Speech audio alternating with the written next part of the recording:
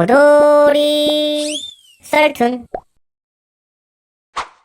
지금으로부터 35년 전인 1984년 11월 19일 경상북도 교육위원회 상황실에 도지사, 지방법원장, 교육감 등 지역 주요 인사들을 포함한 200여 명의 사람들이 오직 한 사람을 보기 위해 모여 있었다. 바로 초능력자 김성환. 당시 중학생이던 김성환은 그 자리에서 1시간이 넘는 시간 동안 여러가지 초능력을 선보이며 200명의 사람들을 놀라게 했다. 11시를 가리키고 있던 시계를 단순히 돌아가라 라는 외침만으로 10시 25분이 되게 하는가 하면 나침반 바늘을 주먹을 쥐었다 폈다 하는 것만으로 마음대로 돌리고 종이를 눈으로 응시하는 것만으로 종이를 태우기까지 한 것이다. 심지어 그날 김성환의 담임선생님까지 김성환이 당시 순간이동을 통해 집에서 칫솔과 수건을 가져오는 것을 목격했다고 증언함으로써 참석자들을 놀라게 했다. 당시 국방부는 김성환 씨에게 북한 견제를 위해 초능력을 사용해줄 것을 요청했으나 김성환 씨의 부모님의 반대로 무산된다. 그 후 공개석상에서 모습을 감춘 김성환 씨는 10년 후 다시 언론에 나오게 되는데 그는 당시 영남일보 취재진 앞에서 4분 만에 감시의 싹을 틔워보여 다시 한번 사람들을 놀라게 했다. 그리고 다시 17년이 지난 2012년 한 방송 프로그램에서 김성환 씨를 찾아 인터뷰를 하기도 했는데 이때 김성환 씨는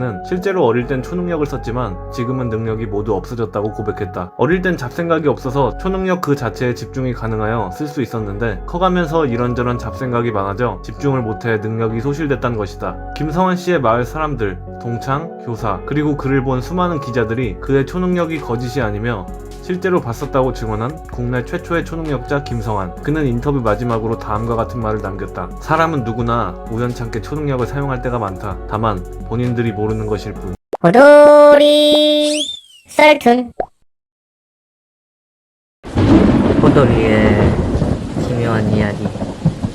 2006년 1월 미국의 유명한 정신과에 한 여성이 찾아온다. 매일 밤 자신의 꿈에 똑같은 남자가 나온다는 것. 의사는 그 말을 듣고 여성에게 그 남자의 인상착의를 그려달라 하였고 소량의 약을 처방하였다. 그리고 며칠 후 이번엔 다른 환자가 의사를 찾아왔고 그 내용은 놀랍게도 지난번 여자와 똑같이 매일 밤 꿈에 같은 남자가 나온다는 것이었다. 혹시나 싶었던 의사는 지난번 온 여자가 그려줬던 인상착의 그림을 그 환자에게 보여주었고 이를 본 환자는 이 남자가 분명하다며 자신이 미리 그려온 인상착의를 의사에게 보여주었다. 점점 이것에 흥미를 느낀 의사는 두 환자가 그린 꿈속 남자의 몽타주를 동료 의사들에게 보여주면서 자신이 겪은 이야기를 전했다. 그리고 몇 달 뒤 이번엔 동료 의사가 자신을 찾아온 환자가 꿈속에 어떤 남자가 계속해서 나온다고 상담을 신청하였고 그래서 그 몽타주를 보여줬더니 자신의 꿈에 나오는 그 남자가 맞다고 했다는 사실을 말해주었다.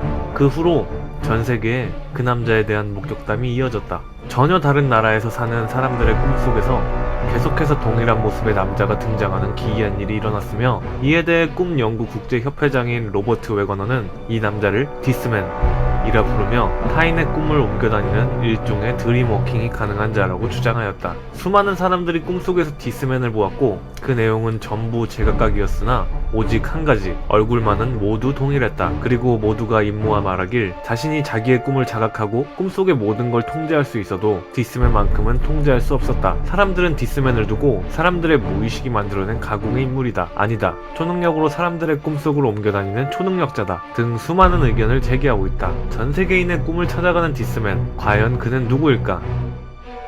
호돌이 썰툰. 호돌이의 기묘한 이야기. 1863년 1월 10일 잘 달리고 있던 영국의 열차가 호련히 사라졌다. 많은 사람들이 이 지하철 열차를 찾아 헤맸지만 그 어느 누구도 열차를 찾을 수 없었고 그렇게 2달 반이라는 시간이 흐르게 되었다. 10주 후 사라졌던 열차는 아무 일 없었다는 듯 지하철 승강장에 나타났다. 아무리 기다려도 오지 않던 열차가 지도에 표시된 구간만큼 사라졌다가 딱 10주 만에 나타난 것이다. 갑자기 아무 일 없이 실종되어 버렸던 열차와 그 안의 승객들. 하지만 이보다 더 기묘한 것은 그 안에 타고 있던 승객들의 반응이었다. 분명 그 안에 있는 승객들은 열차와 함께 사라졌다가 10주 만에 세상에 나타난 것이었음에도 불구하고 매우 태연한 반응을 보이고 있었다. 기자들이 몰려와 질문을 퍼붓자 그들은 오히려 다음과 같은 반응을 보였다. 무슨 말씀이세요? 저희는 그냥 출근 중이었는데요? 저희 안에 20분밖에 안 타 있었는데요? 승객들은 오히려 자신들에게 질문을 던지는 기자들을 이상하다는 듯 취급하기 시작했다. 그들이 열차 안에서 느꼈던 시간은 겨우 20분. 하지만 밖에서 기다리는 사람들에게 느껴졌던 시간은 10주. 과연 그 열차 안에선 무슨 일이 있었던 것일까? 몇몇 사람들은 이 사건을 두고 메비우스의 띠에 의한 사건이 아니냐는 말을 꺼내기 시작했다. 메비우스의 띠란 종이로 만든 띠를 한번 꼬아서 양쪽 끝을 연결한 것인데 시작과 끝이 없고 안과 밖의 경계가 없는 것이 특징이다. 즉 바깥면에서부터 출발해도 어느샌가 보면 안쪽 면에 도달해 있고 거기서 아무리 나아가도 결국엔 다시 처음 위치로 되돌아오게 된다는 것이다. 사람들은 이런 메비우스 띠의 성질을 말하며 열차가 현실 세계가 아닌 다른 세계에 갔다 온 것이 아니냐고 의문을 제기한 것이다. 어찌되었던 이 사건으로 난리가 난 영국 사회는 결국 이 미스테리를 해결할 수 없었다. 그들은 빠르게 수사를 종료했고 그 지하철역을 폐쇄하기로 결정했다. 과연 이 열차는 어디를 달리다가 온 것일까? 호돌이 썰툰 호돌이의 기묘한 이야기. 사람의 몸에 순식간에 불이 붙어 잿더미가 되어버린다는 인체 자연 발화 현상. 1000도가 넘어가는 온도에서야 겨우 재로 낼 수 있는 인간의 몸이 어떻게 한순간에 재가 될 수 있는 것일까? 1951년 7월 2일 미국 플로리다에서 이와 관련된 기이한 사건이 벌어진다. 당시 한 아파트의 주인이었던 카펜터 부인은 저녁 9시쯤 세입자인 67세의 할머니 메리 리서에게 저녁 인사를 하고 잠을 청하려다 무언가 타는 냄새 때문에 잠시 잠에서 깨게 된다. 그러나 그녀는 잠깐 과열된 보일러에서 나는 냄새라고 생각하고 다시 잠에 청하였고 이후 잠에서 깬 카펜터 부인은 아침 8시쯤 리서 할머니에게 온 편지를 전해주기 위해 할머니의 방으로 향한다. 그런데 그때 문을 열기 위해 문의 손잡이를 잡으려는 순간 손잡이는 손을 댈 수 없을 만큼 뜨거웠고 카펜터 부인은 순간 불이 났다고 판단하고 주변에 도움을 청하기 시작한다.